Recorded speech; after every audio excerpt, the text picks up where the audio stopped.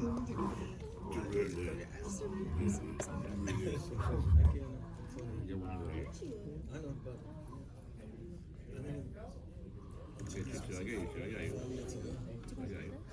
don't know, man. Maybe give it to Yeah, I got Oh, mine. yeah. But thank you, though. You want everybody to come down? Yeah, you could. Oh, I was gonna tell, yeah. if you wanna. Feel free to come on in closer for the Q&A here. But if you're comfortable where you are, but by all means. They're good. I like it. Everyone stayed, for the Q&A. So thank you, everybody. We are fortunate to have cast members here. We don't have everyone because a lot of them are on the East Coast.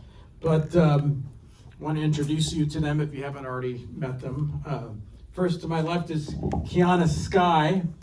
She played the great performance at working in the convenience store. She was a jack of all trades. She did so much on this film, both on camera and behind the scenes as well. And to my right, of course, the incomparable Bai Ling. Thank you. To her right, I think you all recognize him now, and he's not quite as scary in real life as he is on screen. Yes, the nonverbal communication that he's so good at. Paul Shadow is here. And to his right, you may have recognized him from a Super Bowl ad, our own Gabriel Ricardez. Known as G Money. G Money. And I forgot TD on the far left, Tony Diaz, all the way out from New York City for this, our COVID killer. So many things I want to ask, but we only have so much time. I want to lead it off, though, with Bai Ling. If you don't know, she has an unbelievable resume of films and quite a range, too. She was in Red Corner, she was in The Crow, she's been in other horror movies as well, in addition to those types of thrillers. But I want to kick it off with you. What was this experience like, and how was it unique compared to other films that you've done? Well, I really appreciate production. You're a producer because they put me in this literally, I never stayed hotel that fancy. It's in the church. I feel like I was a queen. And this place is so old. I keep passing by. There's a plate, there's horses, everything. I said, well, just go back to time. And it was a beautiful, I don't even know where, but it's like a fairy tale land. And I walk out, the cloud keep changing the mood there. Just for that, I really, really appreciate. That's the most memorable thing that welcomed me to this production was that hotel, fancy hotel. Let me just real quick. So what she's referring to is we did most of the filming in upstate New York, and there aren't a lot of hotels, but there's this, it's bizarre, there's this hotel there that she's referring to called the Amsterdam Castle. And it looks like a castle. It used to be a military fort, actually, and then they converted it into a nice hotel. So that's where we put her. So I'm glad you like that. And how does this role compare to some of the other ones? And what are you going to be doing, and what will we see you in the future in addition to this? I appreciate, because today, like, we're all here, we're like a family. I appreciate every little work because we're actors, that's our job. It's a fun place to practice, to enjoy life. And I always support independent filmmakers because I think they're making film from their heart or their soul. If you're on the set, everybody, like in Jeff's apartment, all of them are just stuck in the one room there. Literally for a week, just stick to that little room, live there, and they're very happy. So that's a spirit that I like about independent film, you're giving. And that spirit somehow, I think making film is great. I live in a hotel, but it's more about living experience. So in that one, I'm not finished. So just for that experience, I said life is about living. You never know, right? Just whatever makes you happy, you do what you love to do, and you help each other. You help others to promote their love, their heart, and it's just something I love to do, help others. And also, I'll give to you my next project. Actually, I have many. If you follow me on IMBiting or IMDb, but the most proudly, probably you understand what I'm wearing. Look, Keep it PG rated. no, I'm a PG. My quarantine romance was toilet paper. No, it's about the film. So that's basically dedicated to the COVID time. I produced, director, and star in it, composed. That's just something I'm passionate about like this film, all of these actors, filmmakers, because they have passion for it. So that's why I'm here. Wow, oh, thank you. I've never heard such a positive spin about operating on a shoestring budget than what you just described, but thank you. Now, Big Paw, Big Shadow is at the house. Oh, baby. Yeah. What you may not realize is, in addition to performing in it, he contributed to the storyline. And Shadow, I wanted to ask you, what was the inspiration behind this storyline, especially with respect to your hospital scene? He can actually talk. You can take the mask off. Excuse me, bad joke, I'm sorry. This is based off what happened to me during COVID when I had a bad accident with my leg, and what happened to me in the hospital while I was there. Some of that was real. What you saw, what was going on in this movie, is actually how I was treated in the facility. And so this is how me and my partner, Jeff, wrote the story. And then we take real life situations and then wrap it around an imaginary scenario like this. So that's basically how this film got made. So he didn't really kill any nurses in real life. Yeah, right. Yeah. No, I mean, that was the guy in the facility who did that, and then they blamed me for it. So that was real. I mean, this story had a lot of realism to it because there's, something that actually happened. And like I said, I took that and made a film out of it with Jeff based off something we've done before and just grew it. And we took a lot of things from like our past of like horror films that we love. And if you noticed it, caught some of these Easter eggs that we put in there, you might have to watch this again and go, oh shit, like the guy did when I hit him with the bat. But I don't know what else. What do you want the audience to get out of this? Don't fuck with people. Exactly. Be nice, because you don't know who could fuck you back. There you go. There, words of wisdom, I guess. But, Kiana, you were involved in so many aspects of this, and before I ask a question, I just want to editorialize here. You just jumped in and played a role so naturally, and wanted to just get what are your thoughts about the whole experience? Because you were involved in so many different aspects. Maybe you can fill us in on some of the stuff that happened behind the scenes and just your overall impressions of what happened. Yeah, I don't think this one's. Okay. There we go. I didn't really know what to expect, honestly. I found the opportunity on Craigslist, if I'm going to be so honest with you guys. And then when I got an email and a phone call from Jeff saying that they're going to cover all of my expenses, I told my roommate that was the first thing I did, and then she was like, it's a scam. You're gonna get trafficked and you're gonna die. So There's our next movie right there. It's the next movie. yeah, so I was just about to say that was the premise for the next one. but it was a lot of fun. I didn't really know what to expect because again, I mean this is the first project that I've worked on, so it was also on my bucket list to die in a horror movie. So for me that was also really serendipitous. I'm really happy I got to cross that off my bucket list. It was very community oriented. Like Mylene said, a lot of us were sleeping in the director's living room. So that was definitely an experience, a big mixing pot. A lot of the people in the movie were neighbors, kids that were Jeff's, or some of the actors' kids as well. So, And some of them who you never want as your neighbor, just to but yeah, overall, it was a really fun experience. great, great.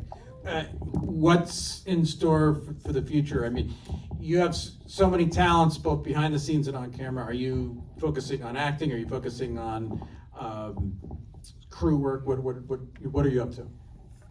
I actually hate seeing myself on screen, so I don't know how far I'm gonna go with acting, but for sure I definitely like being a part of production. I'm actually going back to school for finance, so I might pursue more of the corporate side.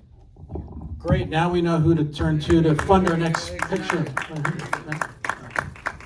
Tony, putting you on the spot here. Sorry, you're a New Yorker. He's so modest and shy, he didn't want to talk, but what has this whole experience been like for you, and especially coming out here to California as well, and what are you working on these days? It was a great experience, actually. I remember I got a call from Jeff, actually, from when we was on lockdown in New York from the COVID, and he was like, "Hey, you want to do a movie?" And I was in my house, like, beard like here. I was like, "Hey, why not?"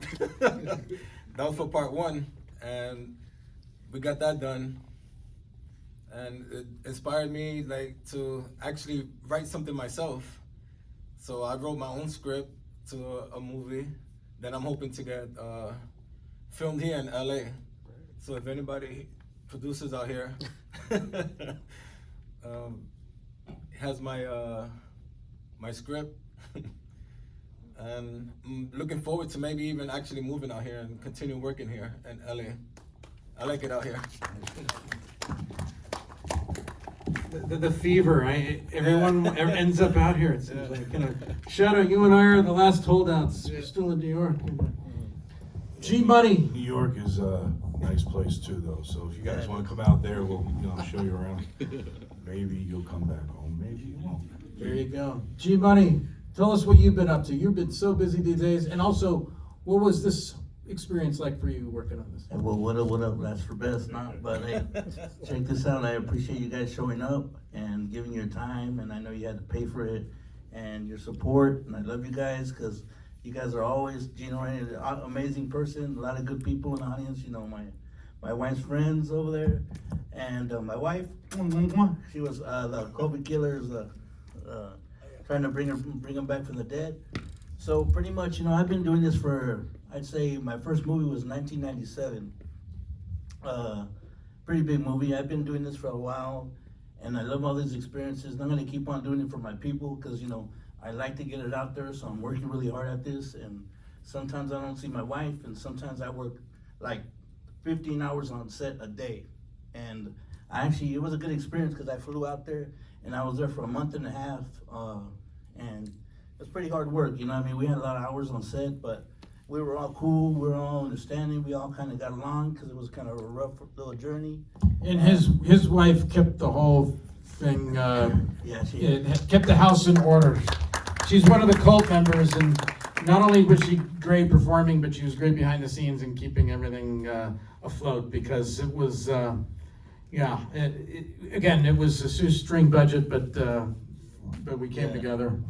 And you know, it was an honor working with these good actors. You know, Paula's a really good actor. Baileen's a sweetheart. You know, she's really been around. She's one of my favorite actresses I ever seen. You know, so I give her a lot of props. And as for me, I'm gonna keep on pushing. You know, for just humanity in general. You know, I got honored to. I got a nationwide commercial that came out. I don't know if you guys saw the Super Bowl, but I was like right before halftime. It was called "He Gets Us," and it was actually the biggest Christian campaign in the world. And it was kind of cool, because it was how to be humane to your fellow man, you know, because we forget how to love each other, you know, because everybody's such, you know, jerks out there. Sometimes we get caught up in our own lives that we forget to, you know, give a little helping hand to your fellow man. So I like that, you know. And so basically, I'm a cop on there, and I'm washing feet of a gentleman that just left. You know, he was his name's Chris. He actually left right now, but Yeah, right now they're gonna have it for the next 2 years. They're gonna have it in all the digital billboards all around the world. I'm actually in a big billboard right there in Las Vegas, and so that's really exciting for me. And then one more big thing that you guys are gonna look out for. I'm not supposed to really let it out the pot, but I'm going to. I did a huge State Farm commercial, and it's nationwide, and it's for State Farm. I actually get to say, like a good neighbor, State Farm is everybody. So you're gonna see that, and it's called El Luchador, so I'm a wrestler on there. And that's gonna be amazing, you know, and it's gonna open my doors to a lot of big things. And I really like working with Laemmle, you know, maybe if she stays in touch with me. I have another movie that I'm working on with my residuals that I'm gonna get off that commercial. I'm gonna make a really huge, impactful movie based in LA, because I'm a LA boy, you know how we do it. And don't forget about us. No, for sure. Hey, you guys were wonderful. Goldstein was an amazing guy, very understanding. You know, whatever we needed, he was there for us. And you know, Tony, everybody was really helpful, and we all worked together like a family. Jeff back home, I love him a lot. You know, he's out there, and you know, I just really, enjoy the experience. You know, it's the first time I've been in New York, because you know, I've been in LA all my life. You know, I'm a LA boy. You know, so hey, I really appreciate you guys coming, and you know, you guys got a lot of heart, and thank you. So I want to say from the bottom of my heart, thank you very much. If anyone out there, if you have any questions, feel free. Pretty much nothing is off limits for the most part. Yes? I just want to start by saying, I mean, obviously it's a movie made by movie fans. I mean, right from the jump, the Nighthawks nod with the turning mouth, the wig. Obviously the doctor's name, the sweater. There's a lot of the horror tropes. But obviously, I think I'm just going to ask the question. I think everybody wants to know: is the Omicron Killer going to fly Crazy Clown? Wow. The person who would have the answer to that is back on the East Coast. They have their opening tomorrow night. That's Jeff Knight. I can't confirm nor deny it. I think that's within the realm of possibility. Is all I'll say. Shadow, do you want to this? If you guys didn't catch it, that was a dream sequence. What I like the best about that sequence is it actually rained. We didn't have to fake that. Sometimes, you know, you get happy accidents. But to answer your question, it is in the plans to have a Crazy Clowny spinoff to this, and later in, me and Crazy Clowny have our little rendezvous. Yeah, right.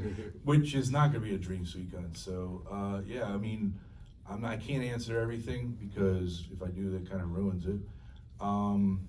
But yeah, I mean, there's a lot of things going on. We're already in the works for this film to get its trilogy, and then look for Crazy Clowny and a couple other things that we're spinning off. Even Bailing is got something coming with a spin-off with us too. So it's exciting. I mean, it's nice to, you know, see people take a little bit of notice of non-Hollywood films that actually have some heart.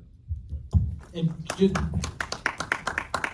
just wanted to give some background, and this was one of the challenges of the film. This is technically a sequel to the COVID Killer, but the COVID Killer was a much smaller operation and production. $1,500. Yeah, and But it went worldwide. Yeah. So the challenge with this one actually had a much bigger budget and is going to be seen by more eyeballs. It's technically a sequel, but at the same time, we wanted it to be able to stand alone. So that's why you see a lot in the beginning, giving you the kind of the background information and catching you up with the story. And that was a challenge, but you know, that's what you have to do sometimes. So in case anyone was wondering about that. Any more questions? Come on, I know you're curious out there. Don't be shy, you won't hurt my feelings. Were the violent kids an homage to Hostel? I don't believe so.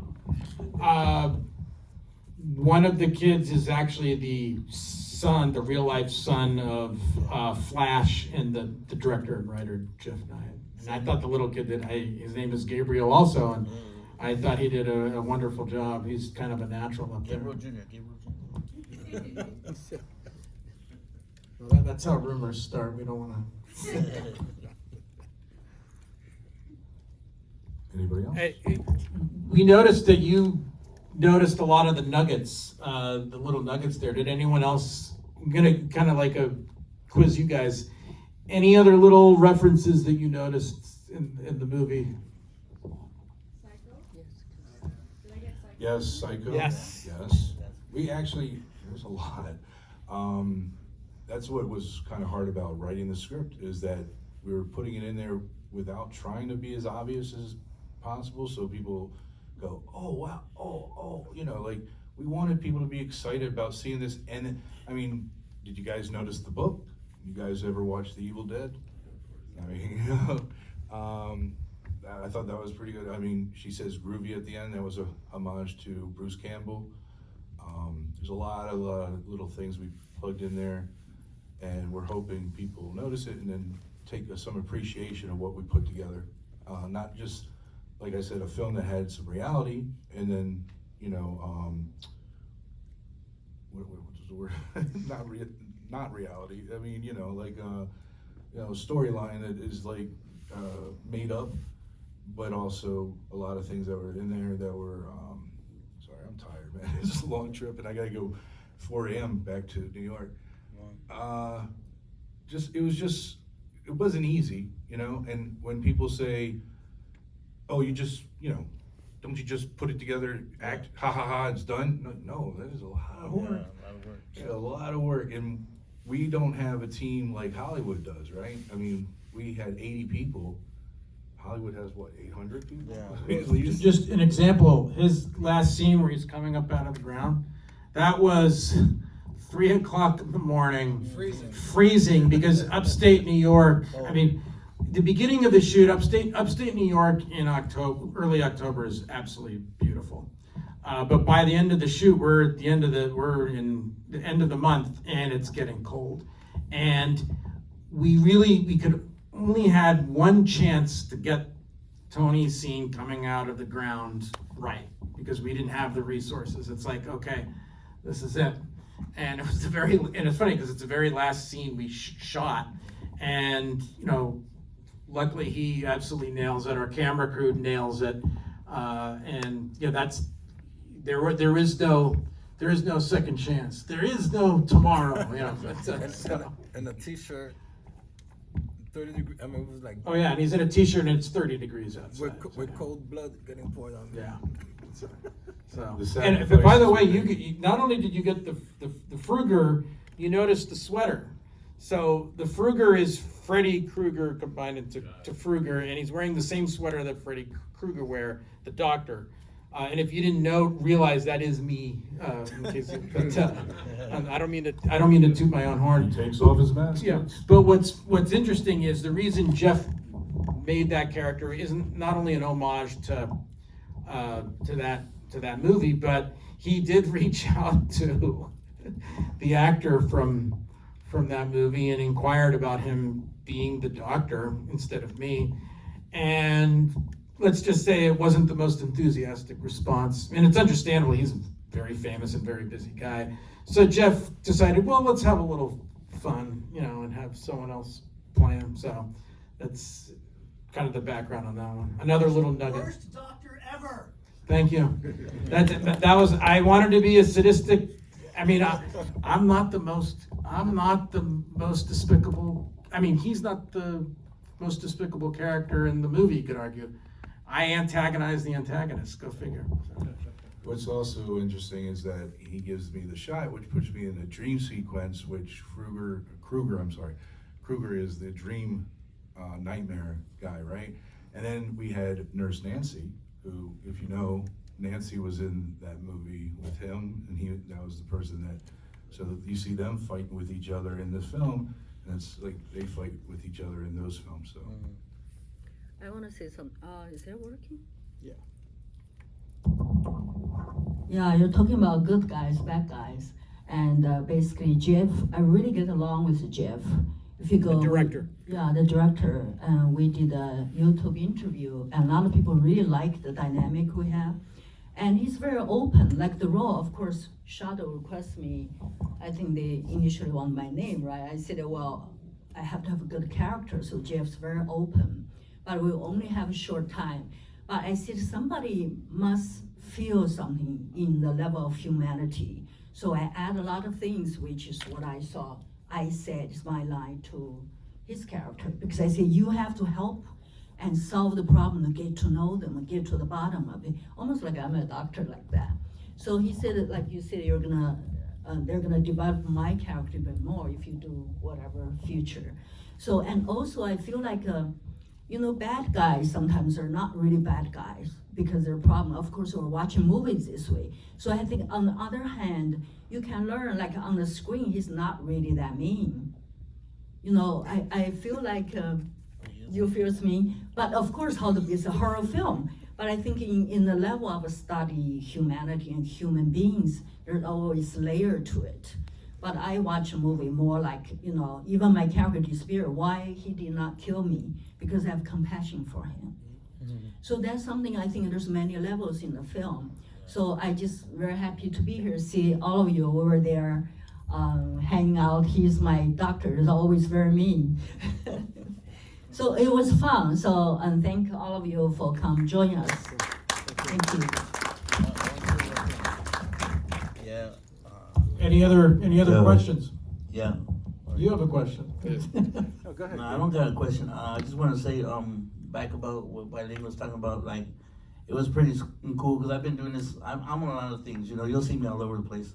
But this is the most relaxed set I was on. They pretty much let you ad-lib and say what you want, which is cool. They weren't very tense about it. It was easygoing, and everybody was chill, and we were all working together, and it was really cool. And I like to work on sets like that and with people like that. We had a very good crew.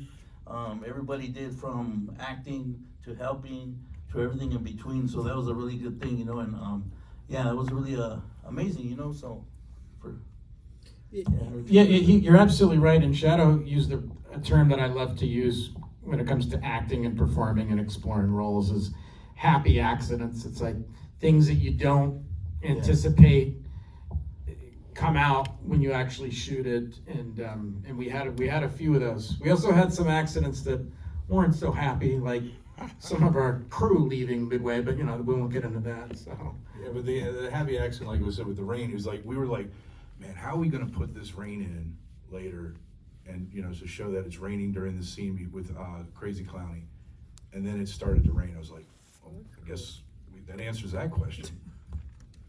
I do want to place an emphasis on what G-Money said about how everyone was really involved, because everyone who was in front of the camera was doing a lot of stuff behind the camera, and I feel like I'm so sad Val isn't up here with me because she was like the set mom. I love her so much. She helped out so much. Everyone did pretty much everything. I don't think there was a single person whose job was just to kind of like sit in front of the camera, except for the people who were only there for a day, but what can, but yeah, and I feel so grateful to have this experience. Hi Val, I love you so much. Thank you so much for your help. Look at her and see. I just want to say something. sure. So when I meet her, sorry, your wife of, when I meet her, I said, this fancy woman, her nails, her hair, everything. I said, why is she on this set? And plus, when I left, she said, we're gonna squeeze in that little room. I said, sometimes you cannot judge people by how they look. She's so humble that end up just, I don't know how you live in that little room. Anyway. Again, another storyline. So we got we have a few now to work with for the next one. Any other questions? Any comments? Feel free to critique. Believe me, Jeff and I and Shadow, we've even spoken about this, how we would have maybe done a few things a little differently, but and you live and learn. You guys are obviously film buffs and have seen a lot of movies and entertainment. If you don't have any questions, any comments about what you just saw? Where did the Sammy Hagar character come from? What? Which one's that one? Talking about Johnny. Oh, Johnny, yeah. You want me to answer that? He was a crazy on set and off set. Yeah, I mean, sometimes you got to sell crazy somewhere else. We're all stocked up in that place. I tell you. Some of it is just you see people in everyday life, and you write about it. That's basically all it is. And we like that kind of music. We like other kinds of music too, but we're like, how about a character who is in a band but wants to solve crime, and let's see how that goes. It's like we're just testing the waters on something, but I don't know how else to explain it. I mean, we were like, we haven't seen something like that before.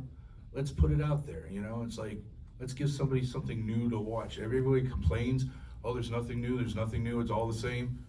So I hope you guys see, I know everyone's done horror movies. It's not the first time, right? But this was a new type, I think. It's Comedy, whatever. it had a little bit of everything in it. Yeah, and with respect to that, we kind of did the reverse of what you often see in New York and LA, where someone has a job but they really want to be an actor, or someone has a job and they really want to be a singer. We kind of played around and did the reverse. Here's a rock and roll singer who wants to be a cop. So it's kind of a play on that, because in New York and LA you see a lot of people with that sort of dual two hat thing. Well, isn't everybody in here an actor? What? Right? Or a producer? Right? That's the norm, right? That's a good question. I think we're done. Crickets? And he does have the look of kind of a rock star, or like a rock and roll singer. He doesn't look like an opera singer. So. Anybody else? Anyone else? They haven't kicked us out of the theater yet. Last call for alcohol. The blood scenes are like good. They're like. And none of it was CGI. That was all practical effects. So Thanks to Jeff. Throw the thing between the mouth of the girl, like. Perfect angle. Magic. some of the reality. Magic. No, it was a lot of practice, and we took time to put it together, and our FX person was pretty awesome. I just have to say that. Yeah. She, Brilliant. but she was pretty good, and she was a trooper because she waited hours and hours for when we were ready to do the scene, and like they said before, some days were, especially nights, were cold, and with that fake blood, it gets even colder, and she was right in there, and again, like, it also helped behind the scenes of other things when we needed. So, I mean, I have to thank the whole crew, even the people who didn't do all the extra stuff. I still want to thank everybody who was involved, especially those who stepped up and helped us when we didn't have something and said, you know what, I'll help.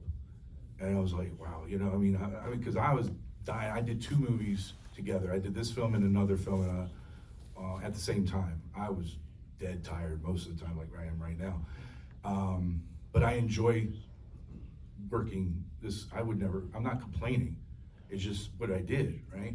And then these other people also were, giving up sleep to make sure this film got made. So thank all of you, I mean, everyone who was involved, I really do thank you all. Good question. I have a question. Yeah. Yes. So from all of the scenes, the gruesome scenes, I would say that you have done, which one was the most difficult, and if so, the certain obstacles were taken, and how were you able to overcome it? I'll go first and then you. All right, go ahead. The one I mentioned earlier, him coming out of the grass at 3 a.m. in a cemetery with 30 degrees, that was tough, especially since we were all dragging. That was the 31st day of a 30-day shoot, So, the other tough one was the last scene, the shootout. But Shadow probably has his thoughts. Want to hear what you thought were the tough ones? They all were. They were all tough. We spent hours doing the choreography of it, it really took a lot of time and patience, because if it was just one person doing certain parts, that wasn't the hard part. The part that I liked the most was the opening scene where you see me fight those three guys, because they listened, and it was like, wow, I couldn't believe that they really listened. Those guys were great. I mean, I have to say, I mean, it looks real, right? I mean, did it not look real? I mean, That's one of my favorite scenes in the movie. but then Kiana's scene was tough, because I had to lift Kiana, and I do have a hurt leg. I mean, I'm a disabled man with a bad leg. I mean, I know you don't see me with my cane right now, because I'm trying to, pretend that I'm not that guy. But better a cane than a crowbar. True, right? But Kiana's scene was real tough, because and she's not heavy, don't get me wrong on that, I'm not saying, but it was like, you gotta lift a human being and then pretend you're stabbing her without actually stabbing her. And it has to look real, it can't look cheesy. I hope it didn't look cheesy, I mean, you tell me. We saw the same thing, and Kiana, I mean, she got dropped, and sounded like a thud of potatoes. And I thought I killed the girl for real, right? And I'm like, and me, I'm a really sensitive guy in the real life, right? So I thought I killed the girl, and I'm like about to cry. Something like, oh shit, I killed this girl.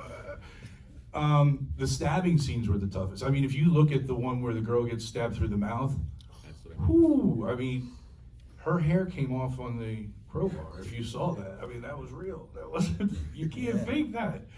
I felt bad there too. So most of the scenes that I did where I'm killing people, the way we had to do it, kind of like, it wasn't fun, because, it's like, you really get into the character, but as a human being, if you have any emotion, right, you're not some real sociopath, that bothers you.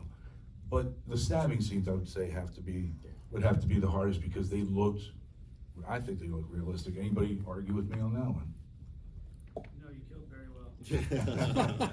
And putting those scenes together was fun, but absolutely disturbing at the same time, because it's like, there are people actually who are out there that do that stuff.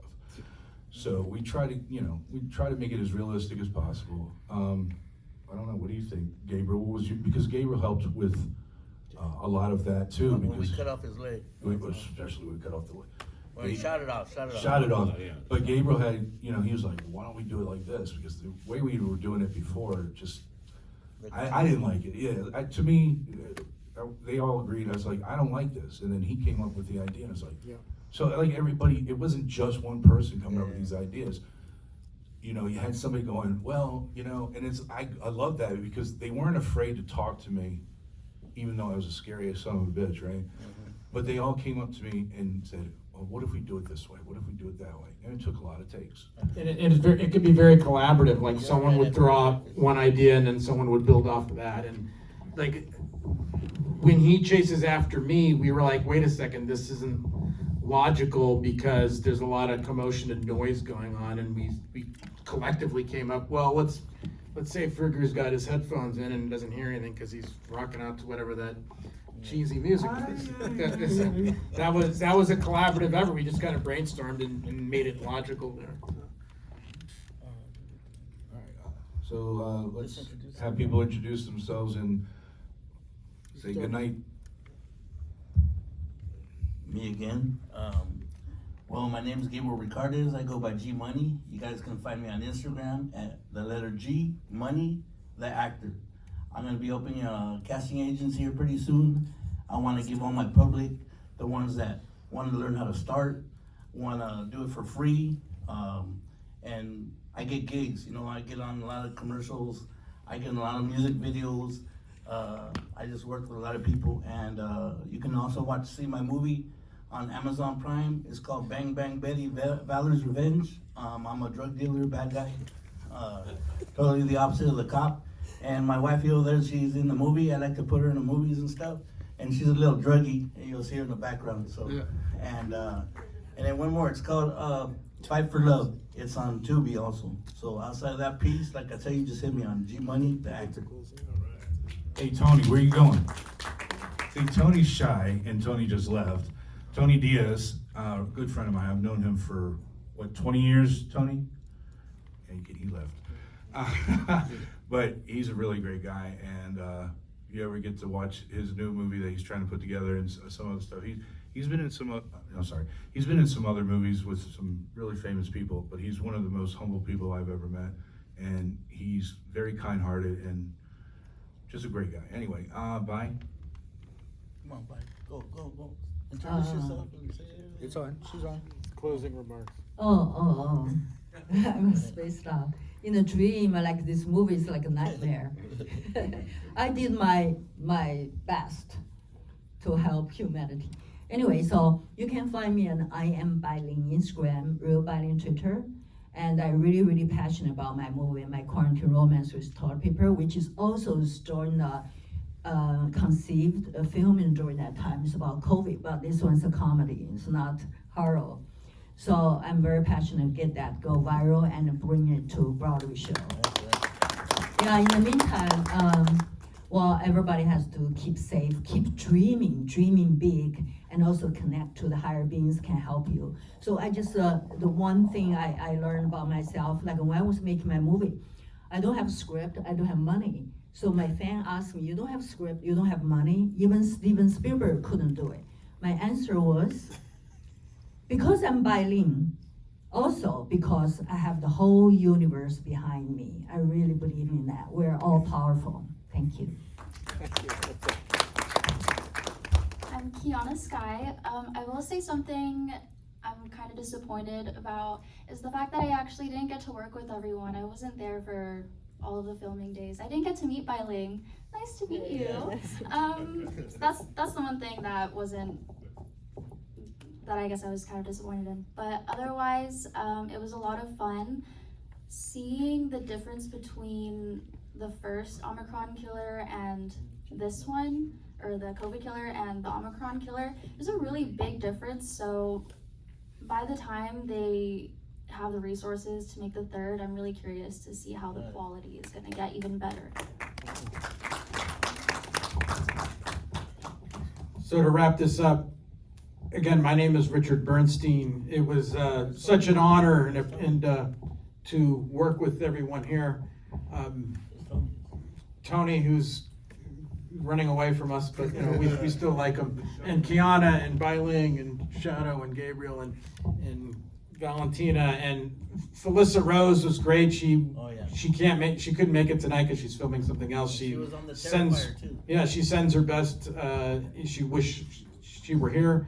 Again, I want to thank you guys for giving us your time and your energy and your money. And there's a lot of things. There's a lot of things to do in Southern California. This is what I always tell people after I have a show off Broadway. I tell them there's a lot of things to do in New York, and for you to come and watch a play, and then just like you guys, for you to come and watch us when there's a lot of other things to do, it really means a lot, and we really appreciate that. Yes. We hope this film does well. We hope you enjoyed it, and we hope everything goes well with the rest of your lives. And have a great weekend, and thank you.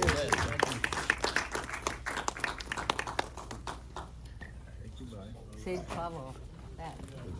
Thank you for that. I appreciate your phone. Thank you.